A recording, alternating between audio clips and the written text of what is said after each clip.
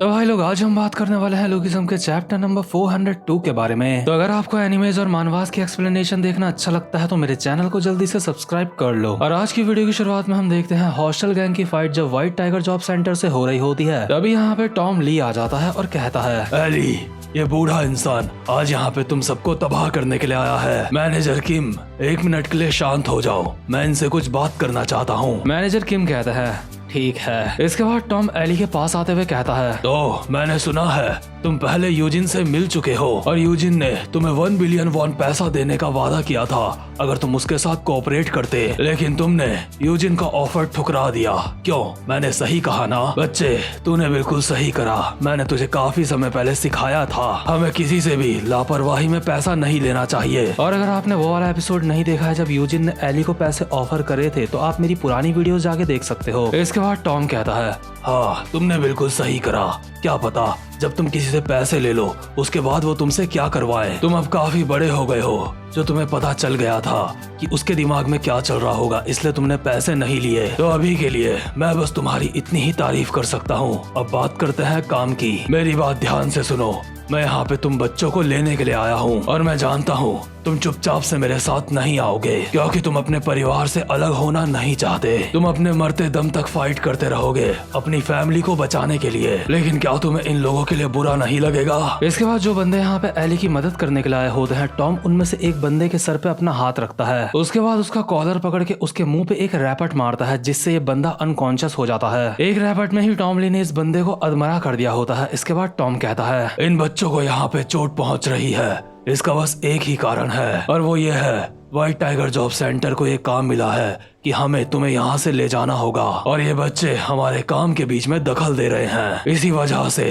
ये अभी इतनी बुरी कंडीशन में जमीन में पड़ा है। हम व्हाइट टाइगर हैं, हम पैसों के लिए कुछ भी कर सकते हैं। जो कोई भी हमारे रास्ते में आएगा हम उसे कभी भी माफ नहीं करेंगे। इस बात से कोई भी फर्क नहीं पड़ता कि ये बेघर लोग यहाँ पे तुम्हारी रक्षा करने के लिए आए हैं। चाहे यहाँ पे कोई भी आ जाए, व्हाइट टाइगर जॉब सेंटर अपना काम करती रहेगी। फिर चाहे कोई हमें पीछे से चाकू मार दे या फिर हमें काट खाए, हम नहीं रुकेंगे। और तुम्हारे साथ के जो भी बेघर लोग हमारे ऊपर हमला करेंगे, साथ में उनकी भी जानें जाएंगी। इस बात की तो मैं तुम्हें गारंटी दे सकता हूँ। यहाँ पे तुम्हारे इतने लोग मारे जाएंगे जिन्हें तुम गिन भी नहीं पाओगे। टॉम जमीन में पड़े बंदे के मुंह पे पैर रख के कहता है, एली, अब तुम्हें फैसला करना होगा। क्या तुम इन्हें मरते हुए देखना चाहते हो या फिर तुम चुपचाप से मेरे साथ आओगे? और टॉम के पैरों के नीचे भी जो बंदा होता है, टॉम उसको दोबारा से कुचल रहा होता है और एली इस वक्त सोच रहा होता है कि उसे क्या जवाब देना है। इसके बाद वैरन एक स्माइल के साथ कहता है, लगता है तुम सारे बेघर लोगों का सामना एक साथ नहीं करना चाहते। क्यों? मैंने सही कहा ना? तो ठीक है, चलो देखते हैं क्या होता है, हो जाए। लेकिन एली यहाँ पे समझदारी भरा फैसला लेता है और कहता है, नहीं, मैं तुम्हारे साथ आऊंगा। वैरन कहता है, लेकिन एली टॉम को कहता है, लेकिन मेरी एक कंडीशन होगी तुम्हारे साथ आने की। टॉम कहता है, क्या कंडीशन? और वो क्या है? लेकिन तभी एली टॉम के मुंह पे एक अटैक करते हुए कहता है, अगर मैं यहाँ पे ना होता तो शायद तब तुम हमसे लड़ सकते थे। अभी जो टॉम होता है उसने एली के अटैक को डॉज कर लिया होता है और कहता है, तो क्या तुम मुझे हराने की कोशिश करना चाहते हो?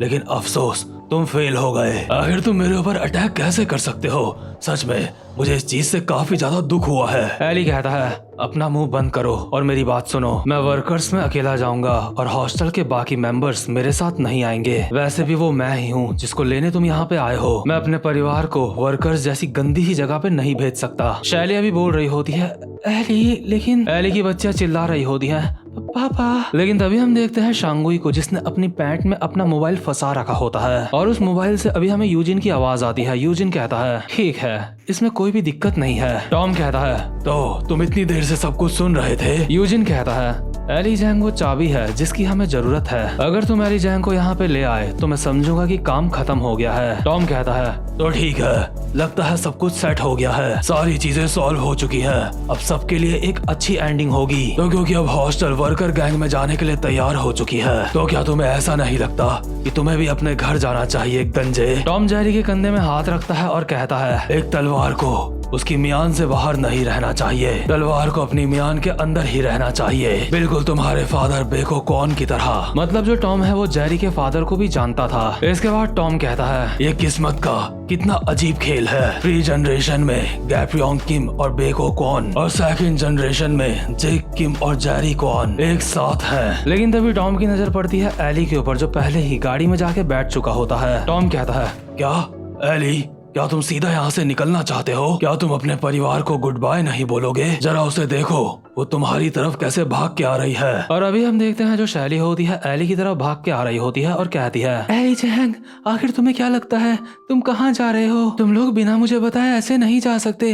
वैरन जे, रुक जाओ। अभी जो वैरन होता है वो भी एली के साथ पीछे गाड़ी में बैठा हुआ होता है। एली वैरन को देख के कहता है, वैरन, आखिर तुम यहाँ पे क्या कर रहे हो? वैरन को भी वो सारे के सारे पल याद आ रहे होते हैं कि कैसे एली उनको पहले छोड़ के चला गया था। इसलिए वैरन एली को कहता है, मैं तुम्हें दोबारा से नहीं खो सकता, मैं दोबारा से तुम्हें कभी भी कहीं अकेला नहीं जाने दूंगा। लेकिन तभी शैली इनके पास आके इनको कहती है, हे, आखिर तुम दोनों कहाँ जा रहे हो? क्या तुम इस बार भी खुद से सारी चीजें ठीक करने की कोशिश कर रहे हो? क्या हम एक परिवार नहीं है? हम सबका क्या होगा अगर तुम चले जाओगे? लेकिन तभी वैरन शैली को गले लगा लेता है और कहता है, हम यहाँ से इसलिए ही जा पा रहे हैं क्योंकि हमें तुम्हारे ऊपर पूरा भरोसा है। अभी के लिए हमारे पास बस एक यही रास्ता है, हम हॉस्टल को छोड़ के कभी नहीं जाएंगे। हम अभी यहाँ से बस इसलिए जा पा रहे हैं क्योंकि हमें पता है हॉस्टल के पास उनकी बिग मामा है और तुम्हारे रहते हुए हमें पूरा यकीन है हॉस्टल अभी सही हाथों में है। शैली, हम जल्दी ही वापस आएंगे, हमारे आने तक हॉस्टल का ध्यान रखना। तभी जो शांगुई होता है गाड़ी में हाथ मारते हुए कहता है, बॉस,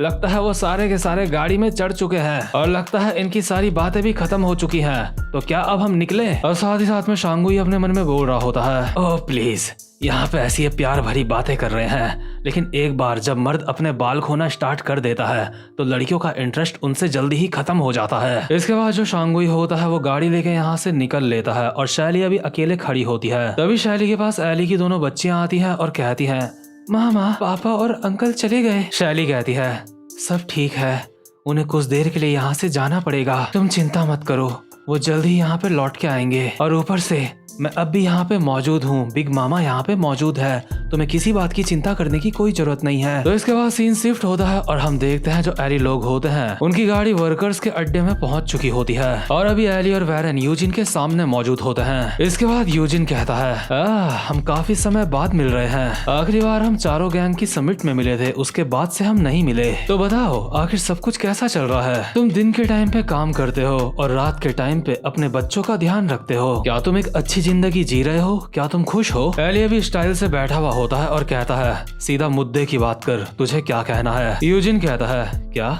मुद्दे की बात? तो ठीक है, जैसा तू कहे। तो एली जैंग, अब तुझे ऐसा महसूस होने लगा है कि तेरी अपनी कुछ सीमाएं हैं, है ना? मैंने सही कहा ना? तुम्हारी हॉस्टल पहले ही काफी सारी फाइनेंशियल प्रॉब्लम से जूझ रही है और अभी के लिए तुम्हें एक एक दिन गुजारना भी काफी ज्यादा मुश्किल हो रहा है। यह ना धीरे धीरे बड़ी हो रही है और तुम्हारे पास अभी कोई ढंग की जॉब नहीं है। मुझे पूरा यकीन है अगर तुम फ्यूचर के बारे में सोचो तो ये काफी ज्यादा डरावना है। हो सकता है कि अभी के लिए तुम खुश हो, लेकिन जरा सोचो आने वाले 10 साल में क्या होगा? क्या तुम्हें लगता है आने वाले 10 साल में तुम खुश रह पाओगे? क्या तुम याना की अच्छे से परवरिश कर पाओगे? क्या तुम्हारे दिमाग में ये बातें नहीं आती? अगर ऐसा ही चलता रहा तो जल्द ही तुम्हारी हालत। लेकिन इतने में जो एली होता है यूजिन के मुंह पे घुमा के मुक्का मारता है और कहता है, आखिर तू क्या कहना चाहता है? अभी एली के हाथ से मुक्का खाने के बाद यूजिन सीरियस होकर कहता है, ओए, तुझे नहीं लगता तुझे थोड़ा सा मैच्योर होने की जरूरत है? यहाँ पे अभी खुद को स्ट्रॉन्ग दिखा के, खुद को टफ दिखा के हॉस्टल का फ्यूचर नहीं बदलने वाला। आज से 10 साल बाद क्या तुझे सच में लगता है कि तू अपनी बेटी के चेहरे में स्माइल देख पाएगा? क्या तू 10 साल बाद भी अपनी बेटी को खुश रख पाएगा? क्या तुझे समझ नहीं आता कि ये दुनिया कैसे चलती है? आजकल की डेट में किसी टीनेजर की वैल्यू इस बात से पता चलती है कि वो कैसी जगह पे रहता है या फिर रहती है, और बिना किसी पैसों के और बिना कनेक्शंस के ये कोई चमत्कार ही होगा अगर यह ना बिना किसी प्रॉब्लम के स्कूल में आराम से रह पाए। वो ठीक से अपने दोस्त भी नहीं बना पाएगी। इससे कोई फर्क नहीं पड़ता कि वो कितनी अच्छी लड़की होगी, उसके अगल बगल के बेकार एनवायरनमेंट की वजह से वो भी बाकी लोगों की तरह बन जाएगी और अपनी ऐसी जिंदगी जीने के लिए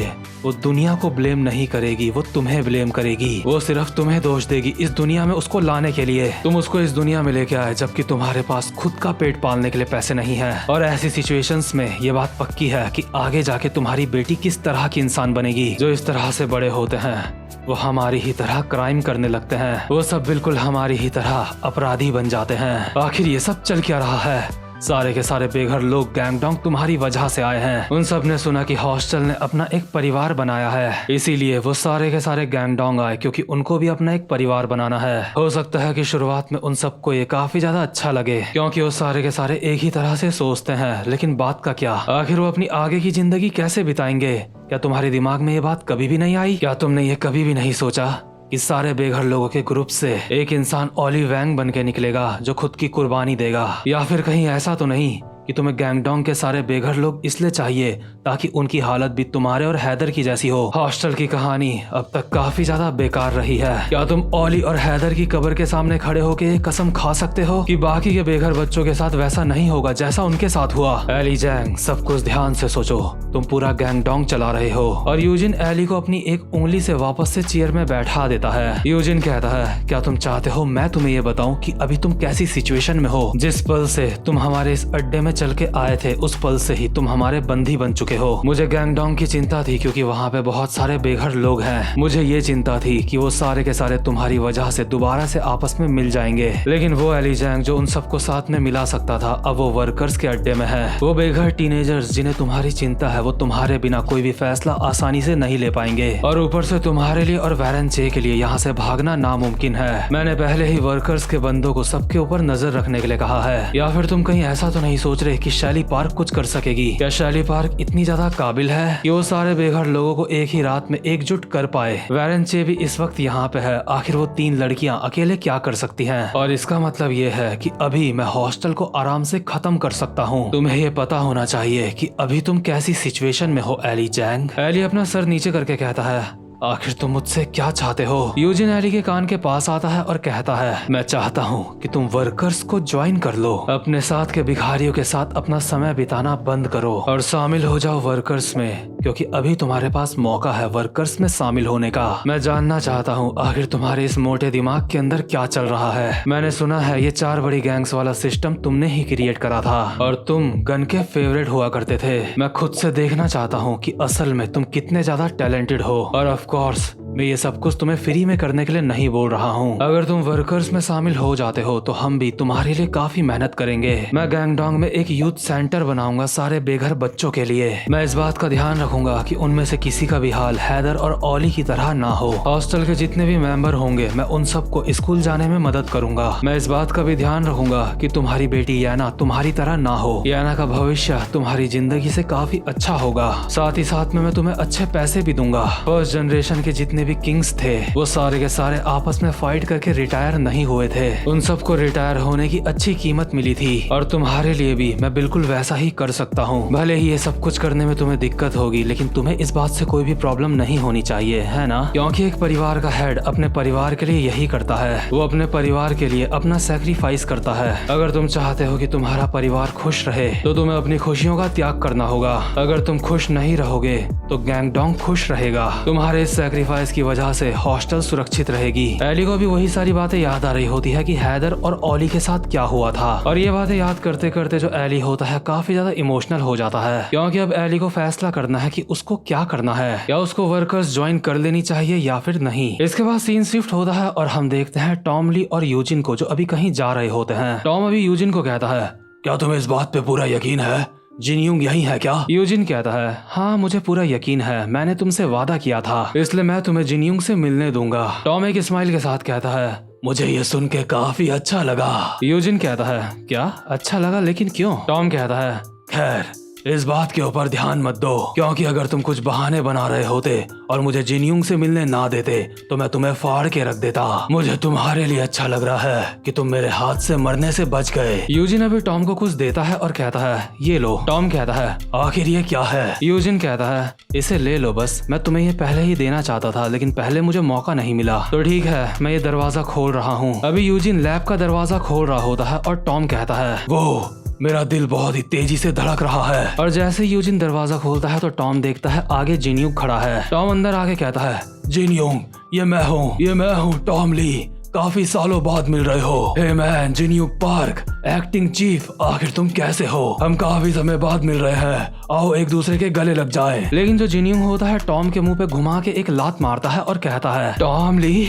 तू साले टॉम ली। इसके बाद जिनयूंग टॉम का सर पकड़ के जमीन में पटक देता है और लगातार टॉम का सर बस जमीन में पटके ही जा रहा होता है और बोल रहा होता है, टॉम ली हरामजादे, आखिर तू गैफ्रियोंग के साथ ऐसा कैसे कर सकता है? लेकिन तभी टॉम जिनयूंग के मुंह पे अपना सर मारता है और कहता है, हरामजादे, आखिर तू क्या बोल रहा है? आखिर मैंने गैफ्रियोंग के साथ क्या किया? मैंने अफवाह सुनी थी कि तेरा दिमाग खराब हो चुका है। लगता है वो अफवाहें सही थी। लगता है तेरा दिमाग ठिकाने में लाने की जरूरत है। और टॉम अभी जिनयूंग को देख के काफी ज्यादा गुस्सा हो जाता है। इसके बाद जिनयूंग कहता है, क्या तुम बोल रहे हो मेरा दिमाग खराब हो गया है? मैं तुम्हें ऐसा लगता हूँ? टॉम ली साले हरामजादे, आज ये पागल इंसान, ये खिसका हुआ इंसान तुझे यहाँ पे जान से मारने वाला है। तू साले मादर, आज तू मेरे हाथ से गया। और अभी ये दोनों एक दूसरे को मारने के लिए बिल्कुल पागल हो जाते हैं और इसी के साथ ये वाला चैप्टर भी यहीं पे खत्म होता है। तो भाई लोग, उम्मीद करता हूँ कि आपको आज की वीडियो भी अच्छी लगी हो और अगर आप चैनल पे पहली बार आए हो तो चैनल को सब्सक्राइब और वीडियो को लाइक जरूर से कर देना। अब मैं मिलूंगा आपसे अपनी नेक्स्ट वीडियो में, तब तक के लिए गुड बाय।